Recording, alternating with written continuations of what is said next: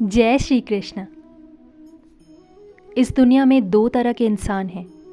एक जो ये मानते हैं कि भाग्य वाग्य कुछ नहीं होता और वे कर्म की प्रधानता में ही विश्वास करते हैं। दूसरे वो लोग हैं जो भाग्यवादी है, यानी उनका किस्मत कनेक्शन में पूरा भरोसा होता है। उनका दृढ़ विश्वास होता है कि जो भाग्य या किस्मत में लिखा है वो ही होगा। यानी इंसान कर्म और भाग्य की दो धुरियों में घूमता रहता है और अंत में दुनिया से अलविदा हो जाता है। आज का युवा भी यही सोचता है कि बिना कुछ किए उसे वह सब कुछ मिल जाए जो वो चाहता है। इस विषय पर अक्सर बहस होती रहती है कि आखिर कौन बड़ा है, भाग्य या कर्म।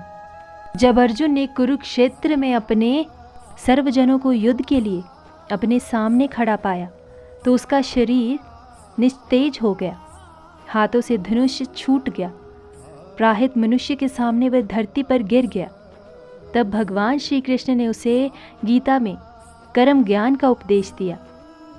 भगवत गीता में भगवान श्री कृष्ण भी अर्जुन से कर्म करने की ही बात कहते हैं, अर्जुन को कर्म करने का उपदेश देते हैं। श्री कृष्ण कहते हैं कि हे अर्जुन, राज्य तुम्हारे भाग्य में हो या ना हो ये तो बात की बात है, परंतु युद्ध तो तुम्हें पहले लड़ना ही होगा, कर्म तो तुम्हें करना ही होगा।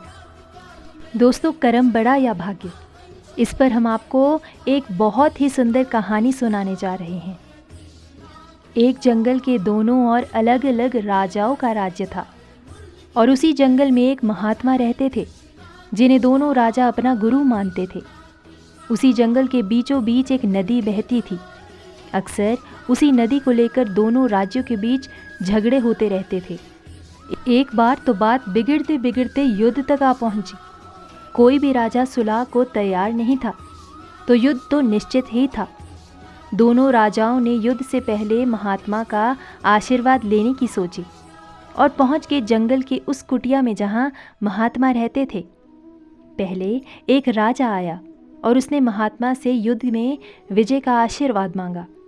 महात्मा ने कुछ देर उस राजा को निहारा और कहा कि राजन, तुम्हारे भाग्य में जीत नहीं दिखती, आगे ईश्वर की मर्जी। यह सुनकर पहला राजा थोड़ा विचलित हुआ। फिर उसने सोचा कि यदि हारना ही है तो पूरी ताकत से लड़ेंगे, परंतु यूं हार नहीं मानेंगे, और अगर हार भी गए तो हार को भी औरों के लिए उदाहरण बना देंगे, परंतु आसानी से हार नहीं मानेंगे। यह निश्चित कर वहाँ से वह चला गया। दूसरा राजा भी जीत का आशीर्वाद लेने महात्मा के पास आया।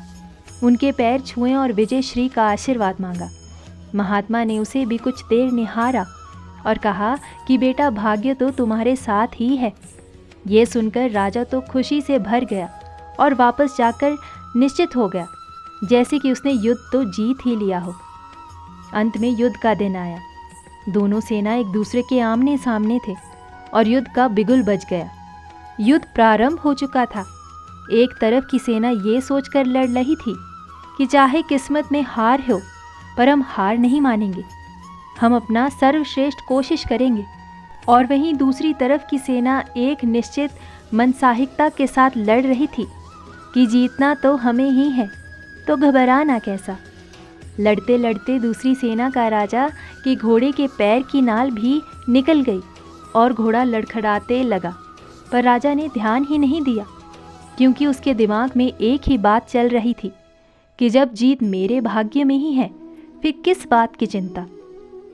कुछ ही क्षण बाद दूसरे राजा का घोड़ा लड़खड़ा कर गिर गया, जिससे राजा भी जमीन पर गिर गया और घायल हो गया और वहीं दुश्मनों के बीच घिर गया। पहले राजा के सैनिकों ने उसे बंधक बना लिया एवं उसे अपने राज्य को सौंप दिया। युद्ध का निर्णय हो चुका था। युद्ध का परिणाम बिल्कुल महात्मा के भविष्यवाणी के उल्टा था। निर्णय के बाद महात्मा भी वहां पहुंच गए। अब दोनों राजाओं को बड़ी जिज्ञासा थी कि आखिर भाग्य का लिखा बदल कैसे गया। दोनों ने महात्मा से प्रश्न किया कि गुरुवर, आखिर ये कैसे संभव है। महात्मा ने मुस्कुराते हुए उत्तर दिया, राजन, भाग्य नहीं बदला, वो बिल्कुल अपनी जगह सही है, पर तुम लोग बदल गए हो। उन्होंने विजेता राजा को ओर इशारा करते हुए कहा कि अब आपको ही देखो राजन। आपने संभावित हार के बाद भी ये सुनकर दिन रात एक कर दिया।